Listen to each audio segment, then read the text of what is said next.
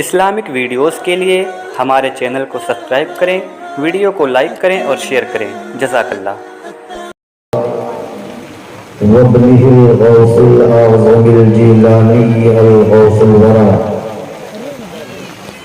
وعلى آله وصحبه وأزواجه وأولاده أجمعين، أما بعد، فأعوذ بالله من الشيطان الرجيم، بسم الله الرحمن الرحيم۔ قد جاءكم من الله نور وكتاب مبين،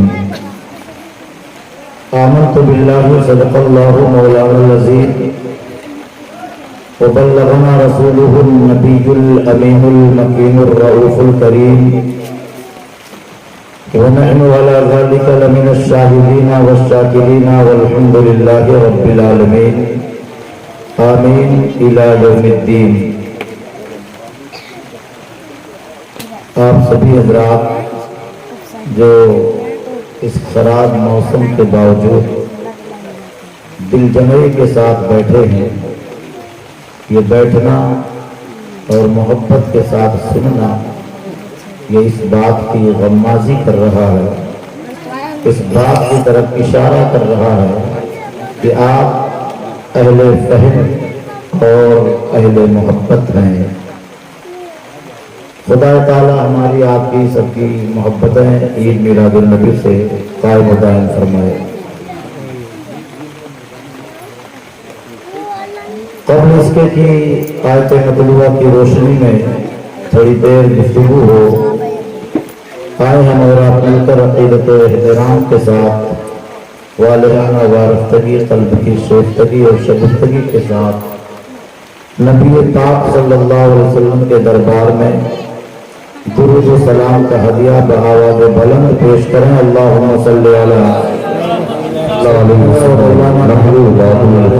مولانا صلی اللہ علیہ وسلم، صلاۃ و سلام علیک یا رسول اللہ صلی اللہ علیہ وسلم۔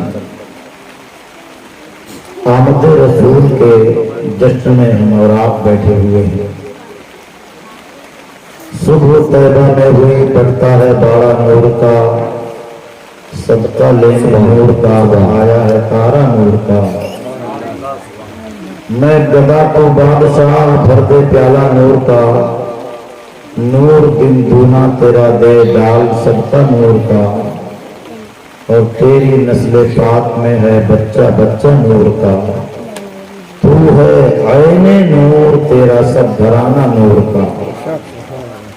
نور والے سرکار علیہ الصلوۃ والسلام، جن کے بارے میں خدا نے فرمایا قد جاءکم من اللہ نور و کتاب مبین، تحقیق کی آ گیا تمہارے پاس اللہ کی طرف سے ایک نور اور روشن کتاب۔ سبحان اللہ، سبحان اللہ۔ جو چیز کہیں ہوتی ہے وہی چیز آتی ہے۔ پتہ ہی چلا ہمارے نبی کا نور پہلے کہیں تھا اور وہاں سے آیا، اللہ تبارک و تعالیٰ کے پاس تھا، وہاں سے آیا۔ اور ایک حدیث شریف میں حضرت سیدنا جابر رضی اللہ تعالیٰ عنہ رسول پاک صلی اللہ علیہ وسلم سے پوچھتے ہیں کہ یا رسول اللہ، اللہ پاک نے سب سے پہلے کس چیز کو پیدا فرمایا؟ تو حضور رحمت عالم صلی اللہ علیہ وسلم ارشاد فرماتے ہیں یا جابر ان اللہ خلق قبل الاشیاء من نورہ۔ اے جابر، اللہ پاک نے ساری دنیا کے اشیاء سے پہلے، پوری دنیا کی چیزوں سے پہلے میرے نور کو پیدا کیا۔ سبحان اللہ، سبحان اللہ۔ پھر اسی نور مصطفیٰ سے خدا نے لوح و قلم کو بنایا، زمین و آسمان کو بنایا، چاند سورج کو بنایا، شجر و حجر کو بنایا، غرضے کی کل کائنات کو اسی نور سے بنایا۔ تو اب جب اتنی بات آپ سمجھ چکے کہ نبی کے نور سے ساری دنیا بنی ہے تو ساری دنیا ہوئی وجہ تخلیق کائنات، یعنی تخلیق کائنات، کائنات کے تخلیق کی وجہ اور باعث ہے سرکار علیہ الصلوۃ والسلام۔ اب سرکار علیہ الصلوۃ والسلام اگر نہ ہوتے تو زمین و آسمان نہ ہوتا، چاند و سورج نہ ہوتے، ستارے نہ ہوتے، یہ کہکشائیں نہ ہوتی، یہ دنیا آباد نہ ہوتی، اور یہ ساری چیزیں جو ہیں یہ رسول پاک کا صدقہ ہے۔ اعلیٰ حضرت کہتے ہیں وہ جو نہ تھے تو کچھ نہ تھا، وہ جو نہ ہو تو کچھ نہ ہو، جان ہے وہ جہان کی، جان ہے تو جہان۔ سبحان اللہ۔ سرکار علیہ الصلوۃ والسلام ہے تو جہان باقی ہے، یہ عقیدے کی بات ہے۔ سرکار ہے تو جہان باقی ہے۔ اب حضور سید عالم صلی اللہ تعالی علیہ وسلم جو نور ہے تو نور کا کوئی سایہ نہیں ہوتا، نور کا کوئی سایہ نہیں ہوتا۔ اور آپ روز ڈیلی مشاہدہ کرتے ہیں جو چیز نور والی ہوتی ہے، جس کے اندر نورانیت ہوتی ہے، وہ دوسروں کو جگمگاتی ہے اور دوسروں کو روشنی دیتی ہوئی نظر آتی ہے، مگر اس کا سایہ نظر نہیں آتا۔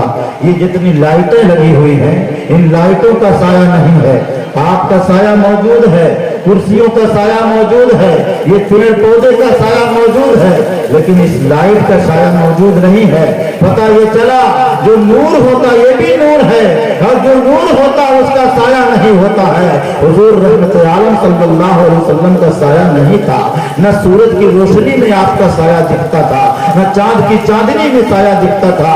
مصطفیٰ پیارے صلی اللہ علیہ وسلم کا سایہ خدا نے اس لیے پیدا نہیں فرمایا کہ اگر آپ کا سایہ ہوتا تو کوئی انسان چلتا تو آپ کے سائے پہ قدم رکھتا۔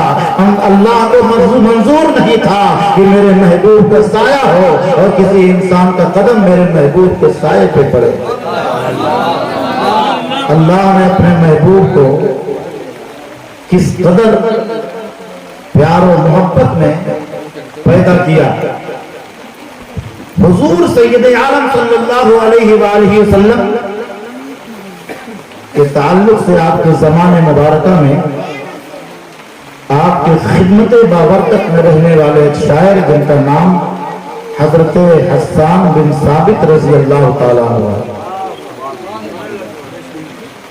وہ بارگاہ مصطفیٰ کے شاعر تھے، اور سرکار علیہ الصلوۃ والسلام اپنے زمانے میں حضرت حسان کو حکم دیتے تھے، اے حسان تم منبر پر بیٹھ کر میری مدح سرائی کرتے ہوئے نظر آؤ، میری نعت پڑھتے ہوئے نظر آؤ۔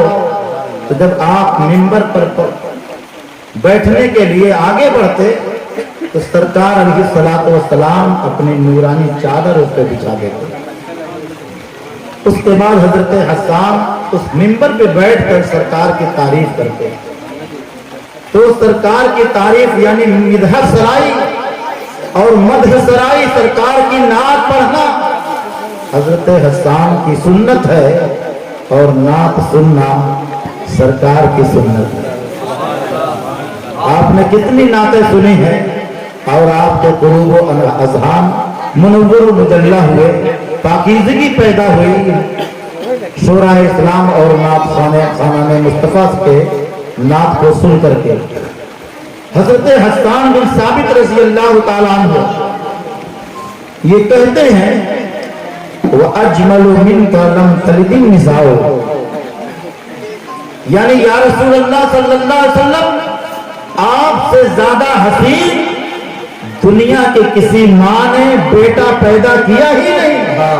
سبحان اللہ، سبحان اللہ۔ اور آپ اتنے حسین و جمیل تھے کہ آپ کے حسن کا کوئی جواب نہیں تھا، اور سرکار علیہ الصلوۃ والسلام کے حسن مبارک پر 70,000 پردے پڑے ہوئے تھے۔ اس پردے کے پیچھے حضور سید عالم صلی اللہ علیہ وسلم کا جمال موجود تھا، اس جمال کا مشاہدہ کسی نے نہیں کیا۔ خود سرکار فرماتے ہیں کہ میری حقیقت کو میرے رب کے سوا کسی نے نہیں جانا۔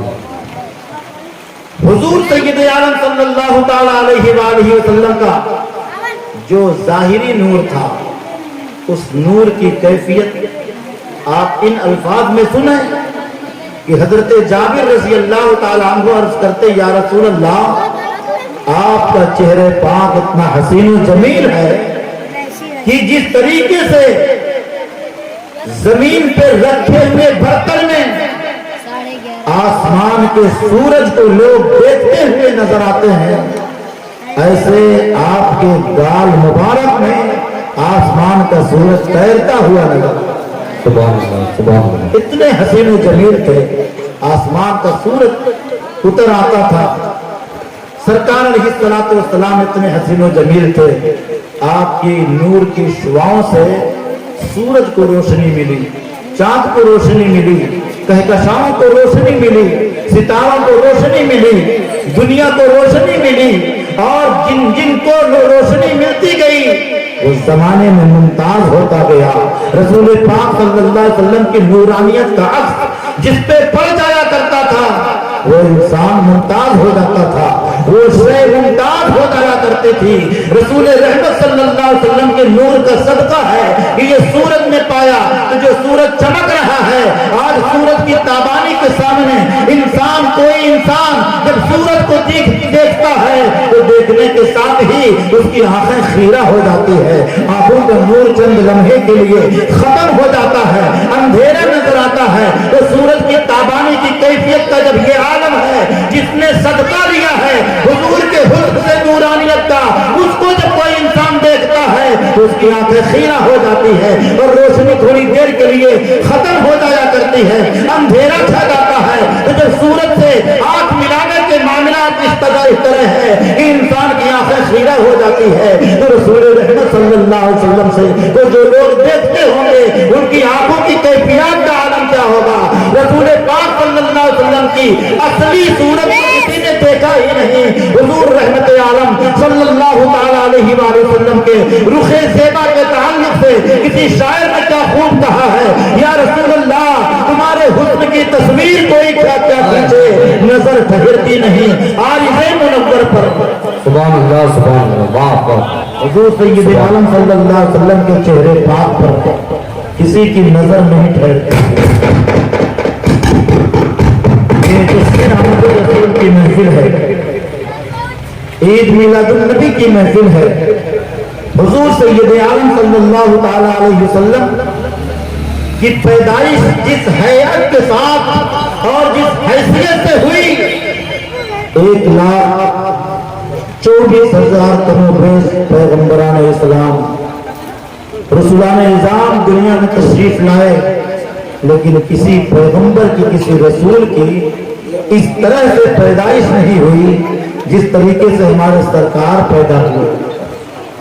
ہمارے سرکار علیہ الصلوۃ والسلام ناف مریدہ پیدا ہوئے تھے، اور نہ کسی قسم کی کوئی غلاظت تھی، نہ کسی قسم کی کوئی اور معاملہ تھا، بالکل دھلے دھلائے صاف ستھرے سرکار علیہ الصلوۃ والسلام اپنا نور لے کر کے دنیا میں جلوہ گر ہوئے۔ جیسے ہی دنیا میں تشریف لائے تو دیکھنے والوں نے دیکھا سرور انبیاء صلی اللہ علیہ وسلم ابھی پیدا ہو رہے ہیں، چند لمحے ہی گزرے تھے، سرکار پیدا ہوتے ہی اپنی مقدس پیشانی کو زمین پر جھکا دیتے ہیں اور سجدہ ریز ہو جاتے ہیں، پھر سیدھے ہاتھ کی شہادت کی انگلی کو آسمان کی طرف اٹھاتے ہیں، باقی انگلیوں کو بند کر لیتے ہیں، گویا کہ سرکار یہ اشارہ فرما رہے ہیں، یہ لوگوں ایک خدا کی پرستش کرو، اور جو کسی کا سجدہ کرتا ہے وہ خدا نہیں ہوتا ہے۔ رسول رحمت صلی اللہ علیہ وسلم کے عجائبات کو دیکھ کر، آپ کی ولادت کو دیکھ کر، آپ کے عجائبات جو آپ کے آنے سے پہلے ظاہر ہوئے تھے اس کو سن کر کے یا دیکھ کر کے قریب تھا کہ لوگ اس آنے والے پیغمبر کو خدا تصور کر لیتے۔ تو پیغمبر آئے اور آنے کے بعد سب سے پہلے جو کام کیا یعنی سجدہ کیا، سجدہ کر کے بتا دیا آنے والے وقتوں میں جو اعتراضات ہونے والے ہیں، ان اعتراضات کا سد باب सजदा किया। सुभान अल्लाह, सुभान अल्लाह। पहले सजदे पे रोज़े असल से दुरूद, हुजूर रहमत आलम सल्लल्लाहु अलैहि वसल्लम का ये पहला सजदा था।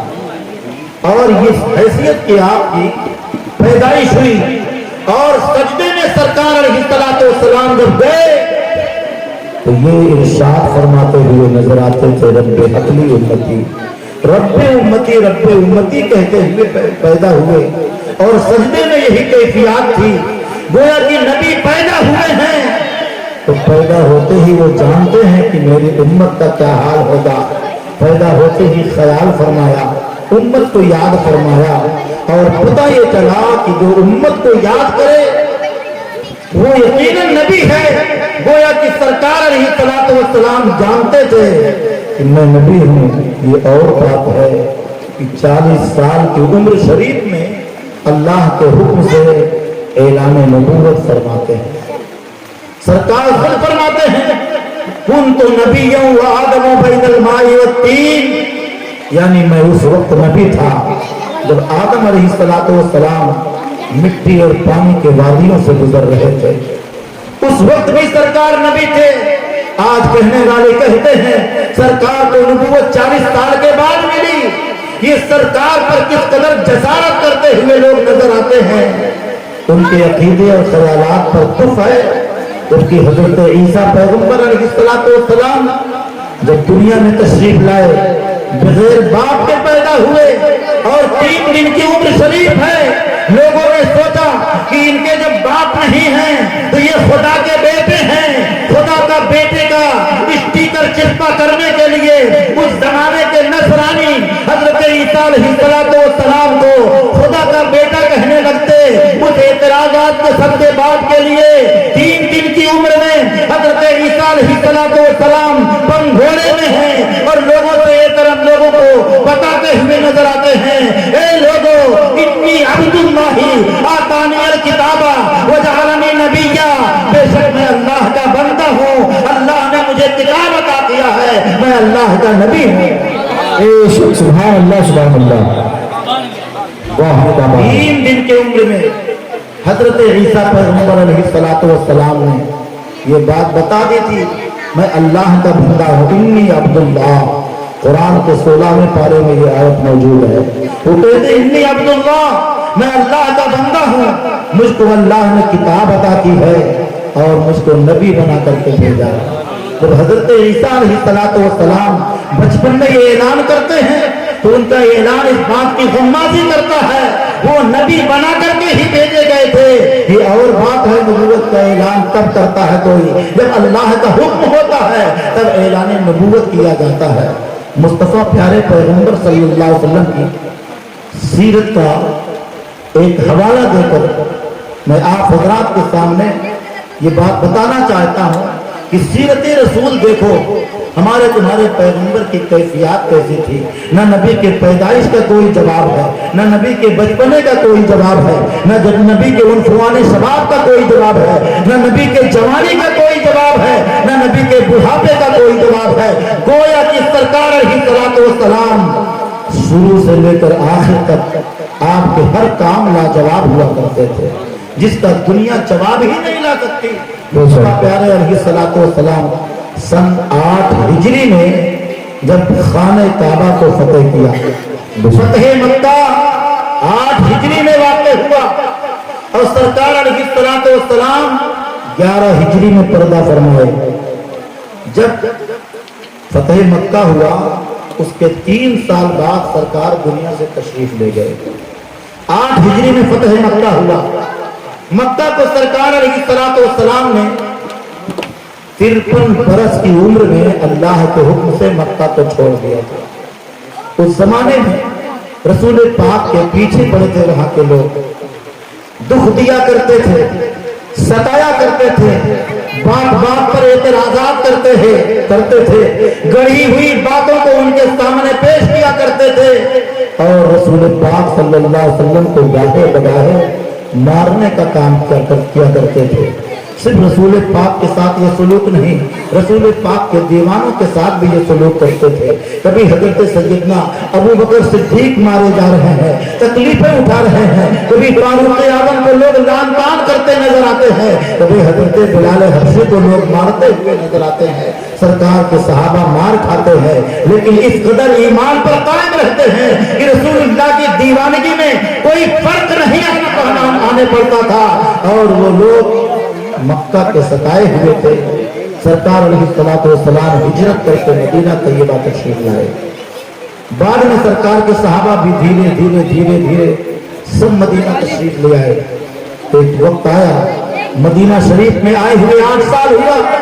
सरकार अलैहिस्सलाम हर साल उम्रे की गरज से अपने सहाबा को लेकर के मक्का आया करते थे, और कभी हज के इरादे से मक्का आया करते थे। एक साल 8 हिजरी में जब सरकार आए, तो सरकार के आने के बाद मक्का फतेह हो गया। मक्का में रहने वाले लोग गिरफ्तार होने लगे, मुसलमान जंग जीत गए, मक्का के कुफ्फार जंग हार गए। उन हारने वालों में बहुत से लोग गिरफ्तार करके लाए गए, और बहुत से लोग कत्ल कर दिए गए, बहुत से लोग मक्का छोड़ करके भाग गए। उस गिरफ्तार शुदा लोगों में वही लोग थे जिन लोगों ने कभी अबू बकर सिद्दीक को मारा था, कभी फारूक आजम को अनाप शनाप बातें कही थी, कभी उस्मान गनी को तकलीफें दी थी, कभी मौला अली को सताया था, कभी बिलाल हबशी को तकलीफें पहुंचाई थी। ये सहाबा किराम को तकलीफ देते थे और देने के बाद खुश हुआ करते थे, हमने मक्के से निकाल दिया। लेकिन अल्लाह का जब हुक्म होता है तो मक्के में पहुंचते हैं और मक्के को फतेह कर लेते हैं। जितने भी कैदी थे कैद कर लिए गए और कैद खाने में महबूस कर दिए गए। अल्लाह के रसूल सल्लल्लाहु अलैहि वसल्लम जब इत्मीनान में होते हैं, अपने सहाबा को बुलाया कि ये मेरे सहाबा सुनो, जिन लोगों को कैद किया गया है उनके साथ क्या सलूक किया जाए। सरकार दो आलम सल्लल्लाहु ताला अलैहि वसल्लम के कैदियों में हजरत अब्बास भी मौजूद थे जब इस्लाम नहीं लाए थे। एक मत तो ये भी कैद हुए, और कैद होने के बाद सरकार अलैहिस्सलाम ने ये हुक्म नाफिज फरमाया। उस वक्त जितने कैदी थे उन कैदियों से ये कहा जाता था जिनके पास ज़रे जमानत मौजूद हो, पैसा मौजूद हो, तो सरकार जिजिया का हुक्म नाफिज फरमाए, इतना टैक्स दे दो, इतना जिजिया दे दो, अपनी रिहाई का सामान ले लो। उसके बाद उन कैदियों में से हजरत अब्बास को भी कैद किया गया था। जब वो सामने आए तो सरकार अलैहिस्सलाम ने फरमाया कि ये चचा अब्बास आप भी फिदिया अदा करिए और कैदी से रिहाई पा जाइए। गौर करने का मकाम मुसलमान, गौर कहता है आपकी। हजरत अब्बास से जब हुक्म हुआ तो हजरत अब्बास ने ये कहा कि ये मोहम्मद मेरे पास कोई पैसा नहीं है जो पैसा दे करके मैं छुटकारा पा जाऊं। सरकार अलैहिस्सलाम ने फौरन खबर दी, मेरे चचा क्यों झूठ बोलते हो? जब आप जंग में आने के लिए चल रहे थे तो मेरी चची से आपने कहा था ये पैसा रख लो, अगर मैं जिंदा वापस आ गया तो मेरे काम आएगा, और अगर मैं कत्ल कर दिया गया तो ये तेरे काम आएगा। तो जो पैसा दे करके आप जंग में आए थे उस पैसे की खबर मैं बता रहा हूँ, वो पैसा कितना था और कहाँ है, ये सुनकर हजरत अब्बास पे राशा हुआ तारी कि पैगंबर तो रखता है दिलों की भी खबरदारी। अल्लाह के हबीब सल्लल्लाहु अलैहि वसल्लम के दरबार में इतना सुन लेने के बाद हजरत अब्बास ने इस्लाम को कबूल कर लिया। पैगंबर जो होता है उसको सारी चीजों की खबर हुआ करती है। अब वो बात जो मैं बताना चाहता था रसूल पाक की सीरत के हवाले से, जब 8 हिजरी में लोग कैदी आए और कैद खाने में रखे गए थे तो सरकार अलैहिस्सलाम सहाबा को बुलाते हैं। सहाबा तशरीफ लाए और कहा कि ये मेरे सहाबा बताओ इन कैदियों के साथ क्या सलूक किया जाए, जबकि इन कैदियों ने हमें भी तकलीफ पहुंचाई है, आप लोगों को सताया है, आप लोगों को मारा है, ये बताओ क्या सलूक किया जाए। तो कोई ये कहता है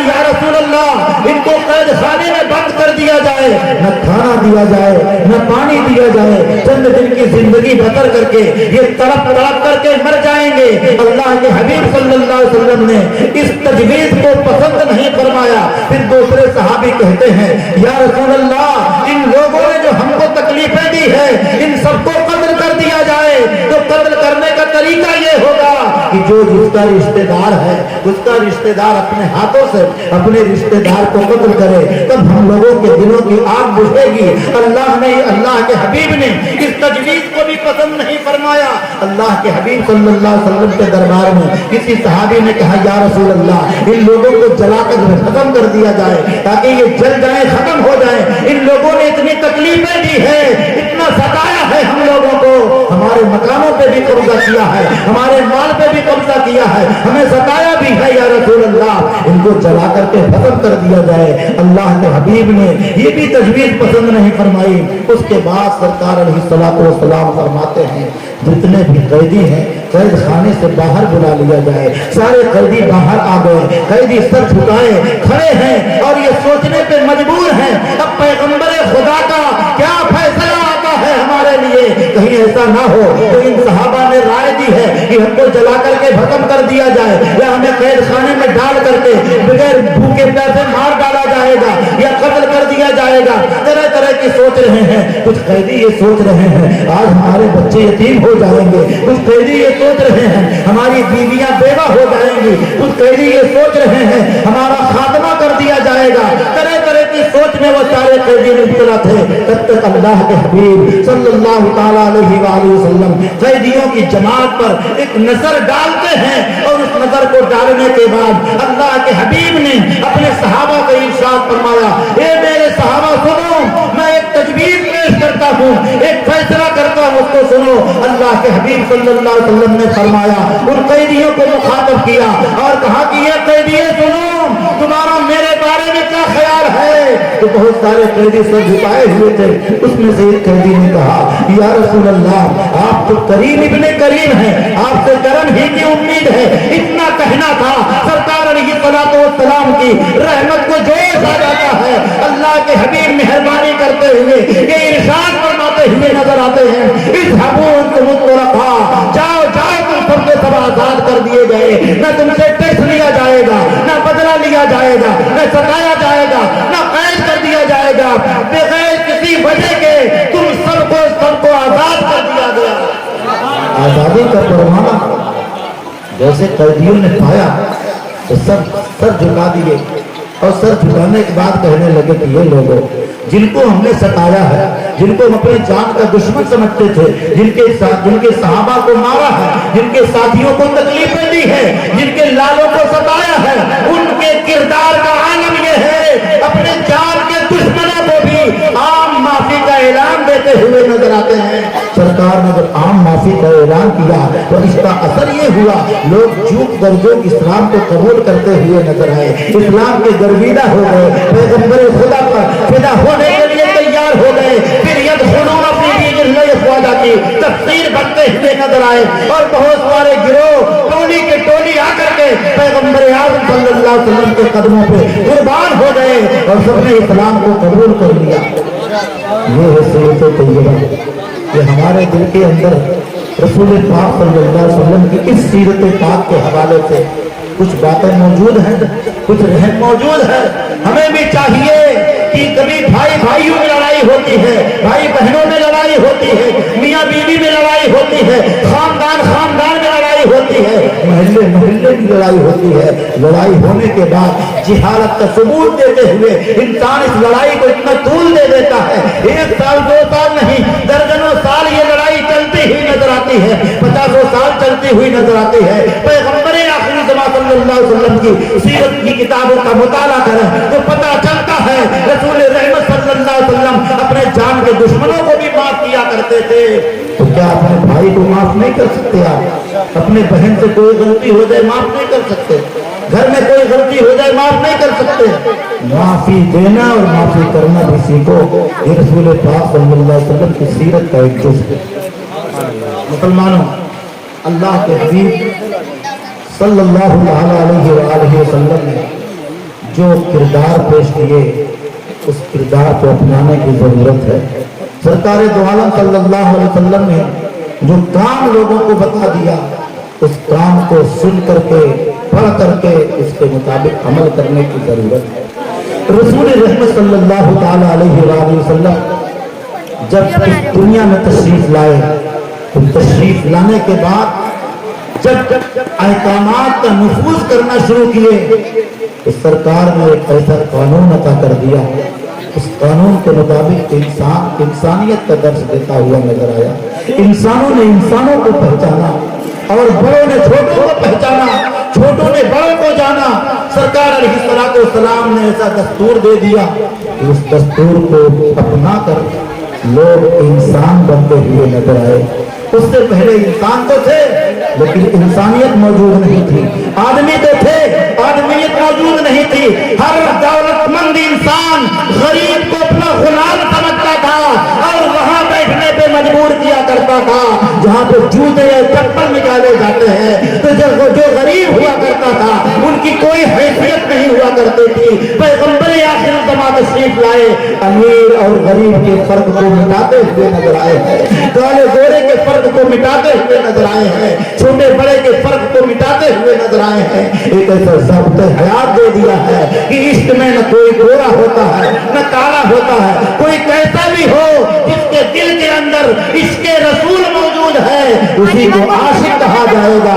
इसमें न किसी बिरादरी की कैद है न किसी इंसान की कैद है। जिसके दिल के अंदर जितनी ज्यादा मोहब्बत रसूल होगी वो उतना बड़ा आशिक कहा जाएगा। एक हबशी भी है मकबूल बारगाह रसूल, इश्क में गोरा और काला नहीं देखा जाता।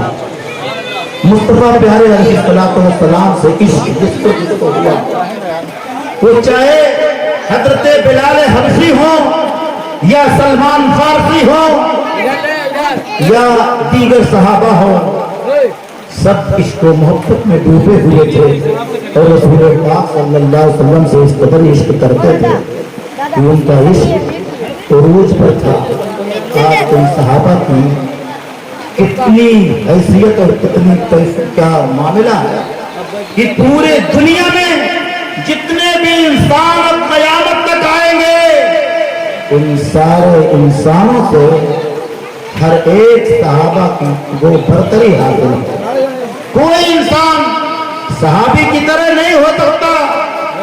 जब कोई इंसान सहाबी की तरह नहीं हो सकता तो क्या कोई इंसान नबी की तरह हो सकता? नहीं हो सकता। पैगंबर आज़म सल्लल्लाहु अलैहि वसल्लम ने फरमाया, मेरे सहाबा का वो मकाम है कि मेरे सहाबा के मुकाबिल में कोई जमाने का गौस हो, वली हो, कुतुब हो, अब्दाल हो, औताद हो, अगवास हो, मेरे किसी सहाबी के बराबर उसका अमल नहीं हो सकता।